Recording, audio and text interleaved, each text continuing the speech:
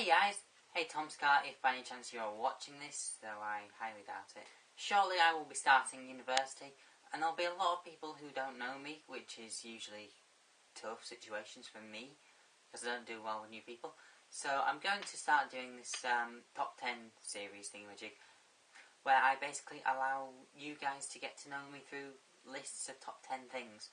And today, because Tom Scar did a video the other day, which I will link to in the description, of his top 10 video games, and said, make a video. I'm starting with my top 10 video games. I would like to point out that these are all my own opinion.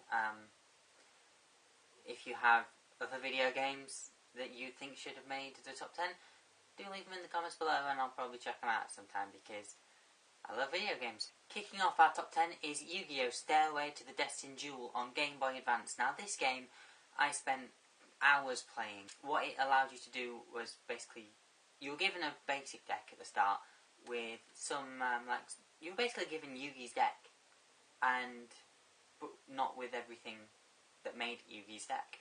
Like, you didn't have Exodia, you didn't have, I don't think you had that Magician, but you could add to it with packs that you would get through beating other duelists.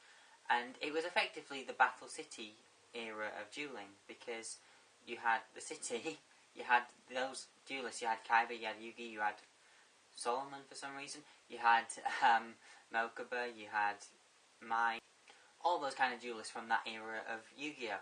And you could build up your deck to make it as best you could. You could add in cards that you had in real life. I always chose to take the Yu-Gi-Oh! Deck that I had in real life, put it into the game, and then battle with that.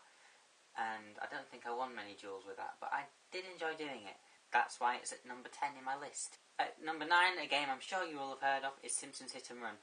This game was a sort of open world Simpsons game, which we all want. I know we all want. We all want a remake of it too, because it was brilliant. It was probably the best Simpsons game there's ever going to be, because I don't know if you noticed, but The Simpsons is sort of going down in quality. But yeah, the game allowed you to be a variety of characters: Bart, Homer, Lisa, Marge, Apu for some reason.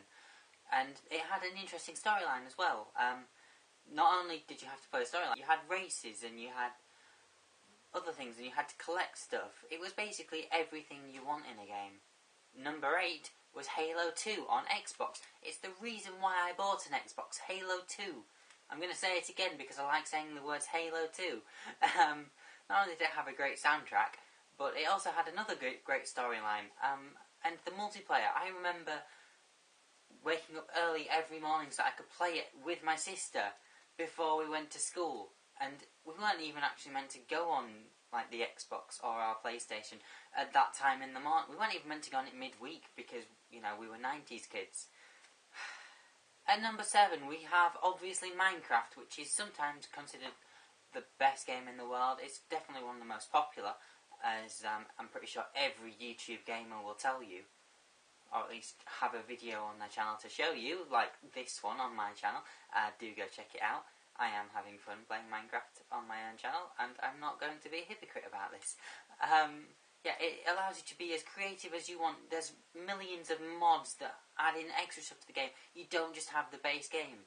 Whilst there might not be a story to Minecraft, there is certainly an element of building things and having the achievement of success. At number 6, we have Crash Bandicoot's answer to Mario Kart. We have Crash Team Racing for the PlayStation 1. In fact, just the PlayStation. I don't even need to say 1 because it would have worked on a PS. I recently bought myself a PS3 just so I could play this game, and the game cost me 20 quid on eBay. Yes, the graphics might not have been that great because it was that era of gaming.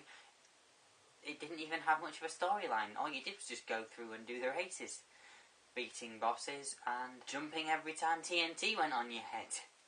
But again, it's one of those nostalgia games. I spent all the time at my nan and granddad's playing this game with my sister. That's becoming a recurring theme in this top 10. At number 5, we have GTA 5. Surprisingly, I've always been a fan of GTA. The first GTA I played was actually GTA 2, where it was all 2D and you were looking at it from above. Now I've been playing GTA 5. It's completely polished everything. The handling of the cars is so much better. The storyline might not be that great, but the fact that you can play as more than one character, which, as far as I was aware at least, that's something you can't do in any other GTA game. Mind you, there's probably about 7,000 of you in the description now, or in the comments now, just saying, you're an idiot, you should play more GTA because you've been able to do that for years. At number 4, we have Star Wars Battlefront 2. This game we have long been awaiting a sequel for, and it turns out the sequel is probably not going to be as good as this one. And so that's why Star Wars Battlefront 2 will probably not be knocked off this list when Star Wars Battlefront 3 comes out. What this game allowed you to do was play a storyline where you were a clone that became a stormtrooper, and not only that, you could also play as a Jedi, you could play as a Sith, you could play as the heroes for the team, you could do space battle. On the PC version, at least, you could have massive battles where there was literally hundreds of you on one field, which was Hoth, and I'm losing my words over how good this game was. Kicking off the top 3, we have a game that I'm sure you will know if you were like me and you never owned this game as a child, but you'd always know someone who did, and you'd go around to their house. It's Roller Coaster Tycoon. From my experience, I went over to my friend's house just to play that game, where we'd build roller coasters, and then we'd make it so that people would get on them and kill them. And if they didn't want to go on that roller coaster, we would drop them in a lake and kill them. Basically, we just killed people whilst making roller coasters. I'm not complaining. At number 2, we have another game that I've played on this channel. It's Jurassic Park Operation Genesis. This game was a lot like a theme park simulator, but you made Jurassic Park, and you made it successful. Well, you hoped you'd made it successful. If you've been watching my channel, you will know that we just got a Spinosaurus. And what more do you want? A Spinosaurus. Once you've actually finished the game, like actually making your park and getting 5 stars, you can unlock the Site B, where you basically just make an island and fill it with dinosaurs. No fences, no people, you don't have to worry about money. Dinosaurs just come and you can watch an ecosystem. Which some of you might think, why would you want to do that?